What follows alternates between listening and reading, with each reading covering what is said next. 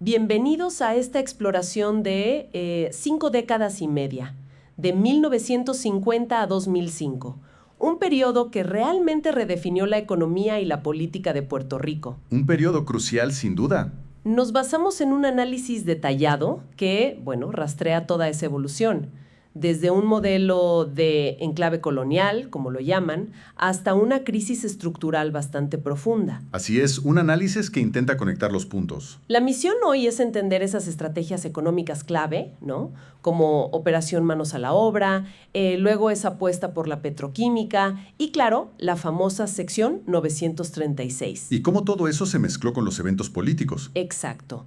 Y cómo llevó a esa dependencia económica la deuda, la desigualdad social que todavía resuenan hoy. Problemas muy persistentes. Y aquí está lo que me parece más intrigante. Ves las cifras macro, ves crecimiento económico, pero al mismo tiempo, desempleo crónico, gente yéndose de la isla en masa. Una paradoja, sí. Parece una contradicción total. Bueno, vamos a ver si podemos desentrañar esto. Vamos a ello. Empecemos por los años 50. Operación Manos a la Obra. La fórmula parecía simple. Atraer capital de Estados Unidos. Ajá. ¿Cómo? Con exenciones fiscales permanentes. Al principio enfocado en industria ligera, textiles, confección. Lo básico, sí. Y las claves eran, salarios bajísimos, dicen que apenas el 28% del nivel de Estados Unidos, y acceso directo al mercado norteamericano, sin aranceles. Exacto. Y eso es lo que configura el llamado modelo de enclave. A ver, explica un poco más eso del enclave. Pues, la idea es que la producción está orientada casi totalmente a exportar. Hay muy pocos vínculos reales con la economía local, como una burbuja, ¿no? Algo así. Las empresas venían, aprovechaban las ventajas, salarios bajos, impuestos nulos, y si las condiciones cambiaban o encontraban un sitio más barato, pues ahí iban, fácil. Y mientras tanto, Mientras tanto, el gobierno de Puerto Rico tenía que poner la infraestructura, los servicios, asumir esos costos. entiendo. ¿Y los resultados iniciales? Impresionantes en papel. El Producto Bruto Nacional, el PBN, se duplicó entre 1950 y 1960. Un crecimiento enorme, Pero, siempre hay un pero. siempre. Este éxito tuvo un costo humano tremendo. Más de 600,000 personas emigraron entre 1950 y 1970. 600,000. Una barbaridad. ¿Y el empleo? ¿No se suponía que manos a la obra era para crear empleos? Creó algunos, sí, pero el desempleo se mantuvo altísimo, siempre en 2 dígitos, por encima del 10%, obstinadamente alto. O sea, crecimiento macroeconómico y éxodo masivo al mismo tiempo. Esa es la paradoja del modelo. Y claro, este modelo económico no flotaba en el aire. El ambiente político estaba caldeado. Sí.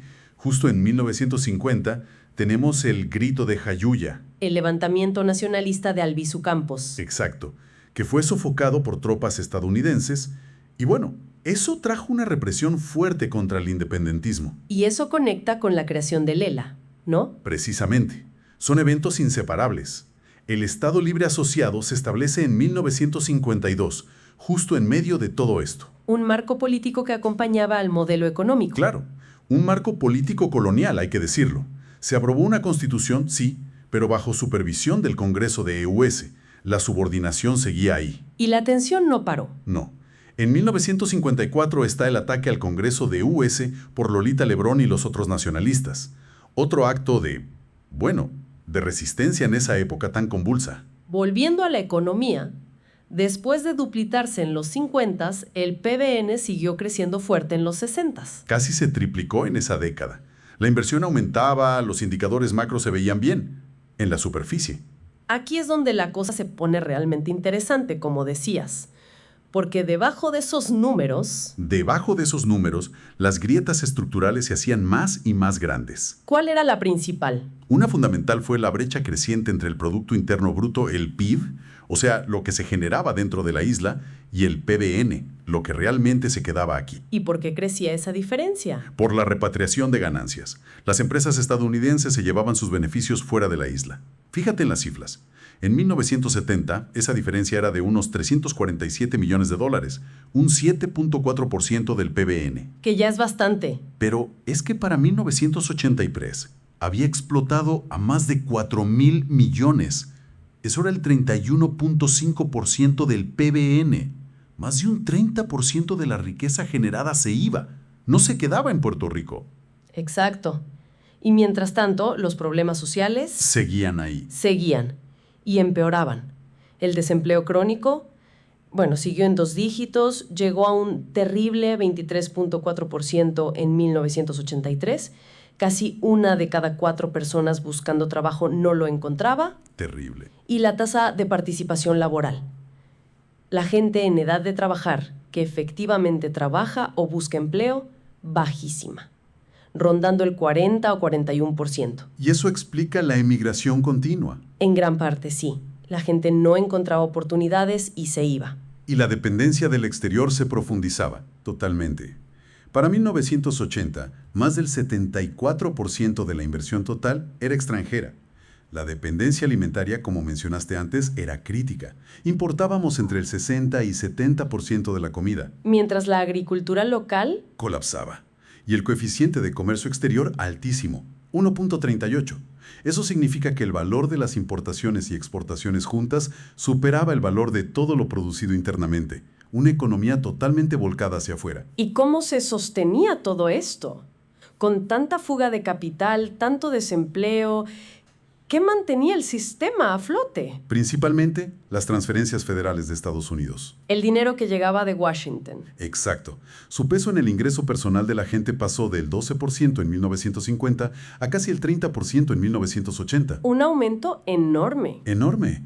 Y ahí entra el famoso PAN, el Programa de Asistencia Nutricional. Los cupones llegaron a cubrir a más de la mitad de la población. ¿Y cómo funcionaban estas transferencias en el sistema? Pues eran como un parche. Sostenían el consumo, la gente podía comprar cosas, financiaban el déficit comercial porque comprábamos mucho más de lo que vendíamos. Permitían que las ganancias se fueran sin que todo colapsara. Justo. Y, paradójicamente, al facilitar la compra de alimentos importados, pues debilitaban aún más a los agricultores locales. Era un ciclo vicioso de dependencia. Entendido. Un sistema complejo y frágil. Y entonces, en los 60s, se intenta dar otro giro, se apuesta por la petroquímica. ¿Cuál era la idea ahí? La idea, en teoría, era aprovechar una ventaja, los precios del petróleo. Importar crudo barato, sobre todo de Venezuela y países árabes, refinarlo aquí en Puerto Rico y vender los derivados más caros en el mercado de Estados Unidos. Sonaba bien en papel, quizá. Atrajo mucha inversión.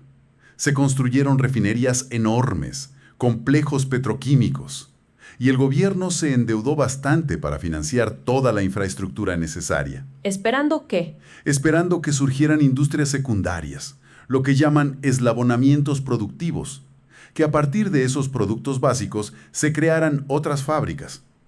Pero eso no pasó mucho. Una apuesta basada en importar una materia prima y en un diferencial de precios. Suena riesgoso. Extremadamente riesgoso.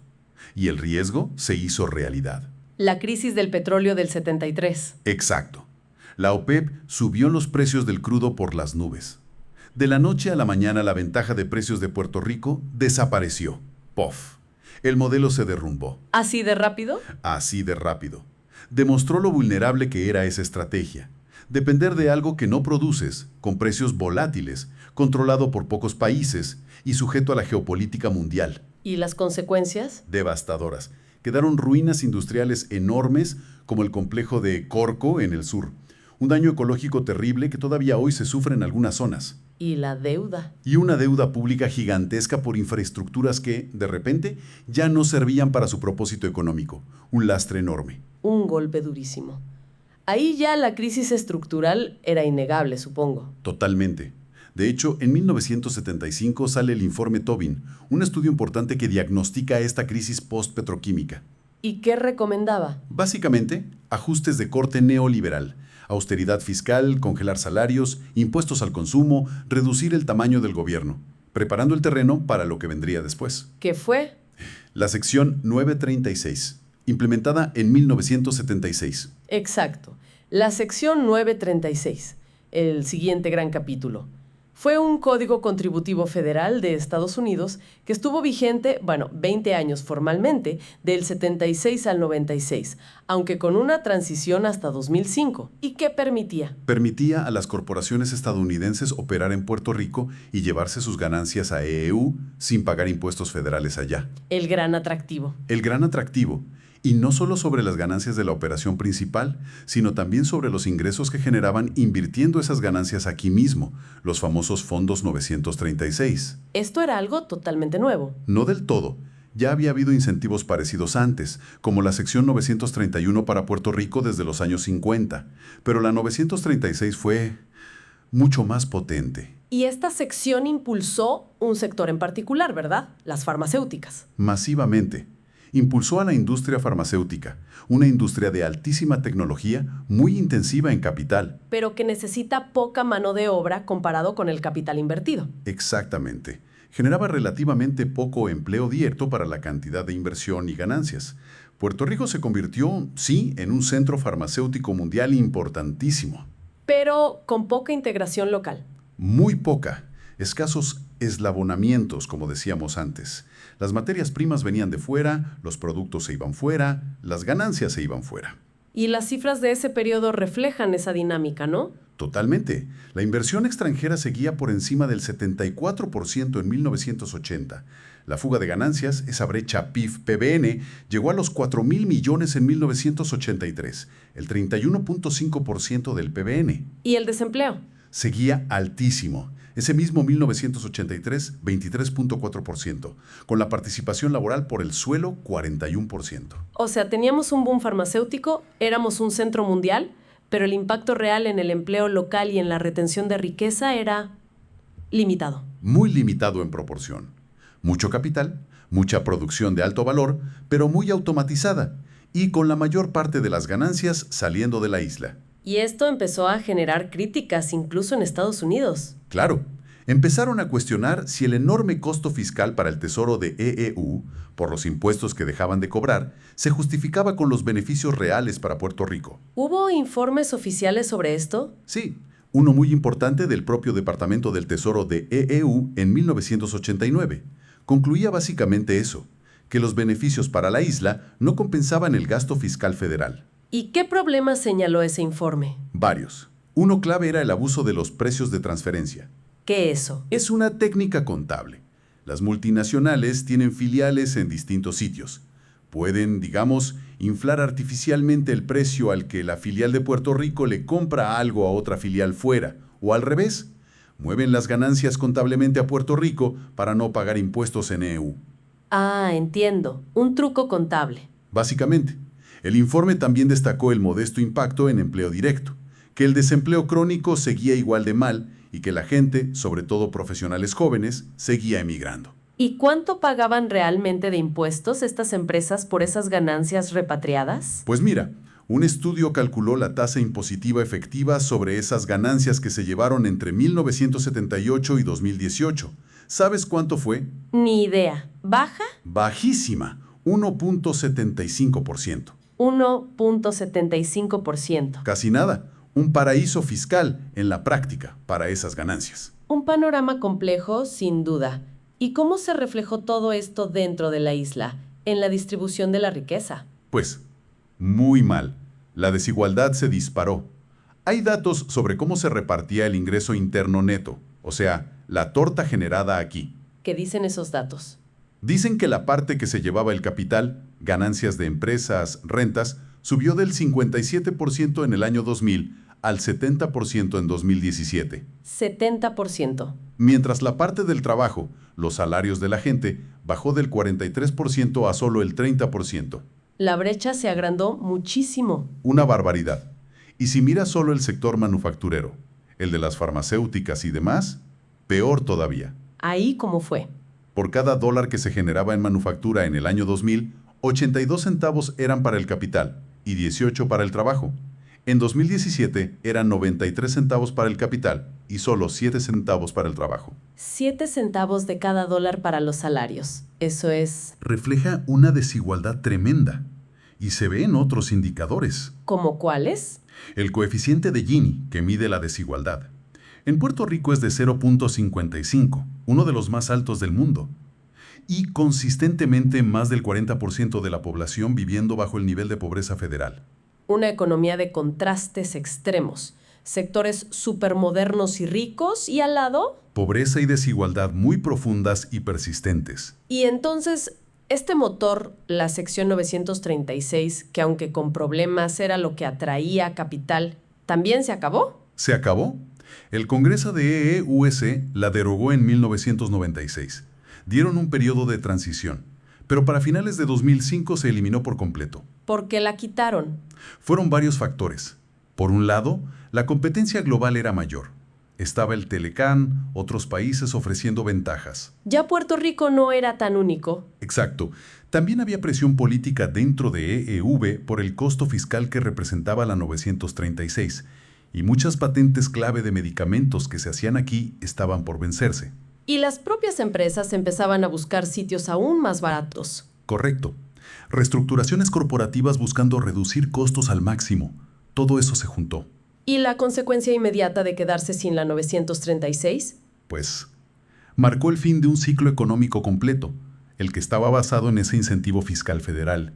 Sin su principal herramienta para atraer capital, la economía entró en un estancamiento. Que luego se agudizó después de 2006, ¿no? Muchísimo. El modelo de enclave, ya muy debilitado, perdió su último gran pilar. Y esto nos conecta directamente con la crisis de la deuda. Directamente, porque al estancarse la economía, el gobierno empezó a depender cada vez más de emitir deuda para cubrir sus gastos, y peor aún, para pagar la deuda vieja. La famosa bola de nieve. Pagar deuda con más deuda. Una espiral insostenible, sobre todo después de 2006. Y eso culminó en la declaración de impago en 2015, con una deuda pública de 73,000 millones de dólares. una cifra astronómica. Astronómica. Y es revelador que el análisis indica que más del 80%, el 81.8% de esa deuda, se emitió entre 1990 y 2018, justo en ese periodo de fin de ciclo y búsqueda desesperada de alternativas. Una crisis fiscal que no solo afectó al gobierno, sino también a la gente, a las familias. Sin duda. La deuda de los hogares también se disparó. La gente tratando de mantener un nivel de vida con tarjetas de crédito, préstamos. Y las consecuencias fueron duras. Durísimas. Entre 2008 y 2017 hubo casi 38,000 ejecuciones hipotecarias, gente perdiendo sus casas. Y los carros. Más de 192,000 reposiciones de automóviles en ese mismo periodo. Todo esto significó una pérdida de patrimonio brutal para las familias puertorriqueñas. El estudio le estima en al menos 7,600 millones de dólares. Una descapitalización tremenda. ¡Qué panorama! Ahora, mientras todo esto pasaba en la economía, el fin de la 936, la deuda creciendo, hubo también momentos importantes de, digamos, resistencia o acción social. Un ejemplo clave fue la lucha por Vieques. Fundamental mencionarlo, sí. Vieques fue importantísimo. ¿Qué pasó ahí exactamente? Bueno, entre 1999 y 2003 hubo una movilización popular enorme, masiva y sobre todo no violenta. ¿Qué la detonó? La muerte de un guardia de seguridad civil, David Sanes Rodríguez, por una bomba lanzada por un avión de la Marina de Estados Unidos durante unas prácticas en abril de 1999. Y eso encendió la chispa. Totalmente. Desató décadas de frustración acumulada por la presencia militar, los bombardeos. La Marina ocupaba gran parte de la isla de Vieques desde 1941. ¿Y qué se logró? Se logró lo impensable. La salida definitiva de la Marina de EU de Vieques el 1 de mayo de 2003. Fue una victoria ciudadana enorme, basada en desobediencia civil pacífica. Un contrapunto importante a la historia económica y política. Sí, porque demostró la capacidad de resistencia y de lucha del pueblo puertorriqueño, aún dentro de todas las limitaciones del colonialismo y del modelo económico dependiente. Bien, volviendo a las estrategias económicas. Cuando desaparece la 936, ¿qué se intentó para llenar ese vacío? Hacia el final del periodo que cubrimos y justo después. Se buscaron otras fórmulas, otros parchos, digamos. Se empezó a hablar de las corporaciones foráneas controladas, las CFCs. Que eran básicamente las mismas empresas 936, pero bajo otro nombre legal. En muchos casos sí. Y se les puso un impuesto temporal, un arbitrio, con la Ley 154 de 2010, que ya terminó. Era como intentar sacarles algo antes de que se fueran del todo. Y luego vino otra estrategia muy diferente. Muy diferente y muy controvertida. La Ley 22, que ahora es parte de la Ley 60 de 2019. ¿Qué hace esa ley? Ofrece extensiones de impuestos casi totales sobre ingresos por inversiones, ganancias de capital, a individuos muy ricos de fuera de Puerto Rico si se mudan a vivir aquí. La idea es atraer millonarios. Esa es la idea, atraer su capital, aunque no necesariamente inversión productiva. ¿Y cuáles han sido los resultados de estas estrategias post-936? Han sido muy criticadas, especialmente la Ley 2260. Se le asocia con una especulación inmobiliaria brutal. ¿Que sube los precios de la vivienda para la gente local? Exacto, y desplaza a comunidades enteras, sobre todo en zonas atractivas como San Juan, Dorado, Rincón, Vieques. Acelera la gentrificación. ¿Y refuerza esa imagen de Puerto Rico como? Como un paraíso fiscal.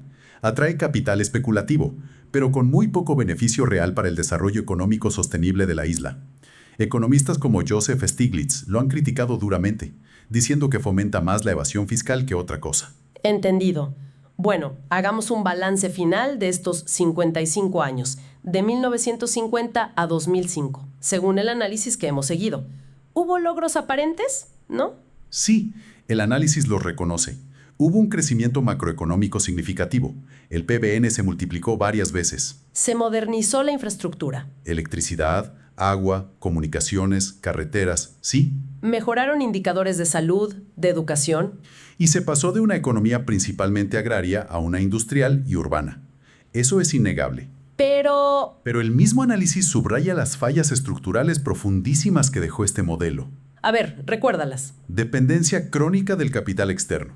Más del 74% de la inversión venía de fuera. Desempleo persistente y emigración masiva. Más de 600,000 personas se fueron. La extracción de capital. Brutal. Se estima en 1.53 billones de dólares, trillions en inglés, en 69 años, con una reinversión local mínima de esas ganancias. La desigualdad. Extrema. Un Gini de 0.55, más del 40% bajo el nivel de pobreza. Y por supuesto, una deuda pública impagable de 73,000 millones al final de este ciclo. Entonces, ¿cuál es la conclusión central del análisis? Que el modelo de enclave colonial en todas sus fases, manos a la obra, petroquímica 936, privilegió el crecimiento macroeconómico y los intereses del capital externo por encima del desarrollo sostenible y el bienestar real de la gente de aquí. ¿Y el resultado fue? Una economía muy vulnerable, totalmente dependiente del exterior y estructuralmente desigual, preparada para la crisis que vendría después de 2006. Ha sido un recorrido intenso por estos 55 años. Queda claro cómo los distintos modelos, aunque generaron crecimiento en las estadísticas, lo hicieron a costa de problemas estructurales muy hondos y una dependencia que parece muy difícil de romper. Muy difícil, sí. Y eso nos deja con una reflexión final, que se deriva del propio análisis, ¿no? A ver, Si miramos toda esta historia, que termina en 2005 con el fin de la sección 936, y ya con todos los ingredientes para la crisis fiscal y económica que estalló después, la pregunta es, ¿cómo tendría que ser un modelo de desarrollo diferente? uno que no repita estos errores. Exacto.